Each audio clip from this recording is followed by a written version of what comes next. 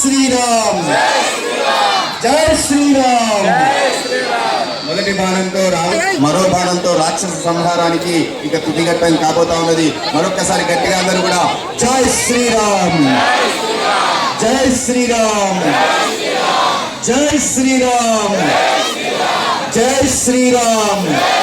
వైపున ఉన్నటువంటి వాళ్ళు కూడా కాస్త జాగ్రత్త. బాణం పొరపాటున గురి తప్పితే అక్కడ ఉన్నటువంటి వారిపై ఎవరిపైనా కూడా పడేటువంటి ప్రమాదం ఉన్నది. కాస్త జాగ్రత్తగా వెనక్కుండండి, ఎందుకంటే దూరం నుంచి బాణం చేస్తున్నది. ఏమాత్రం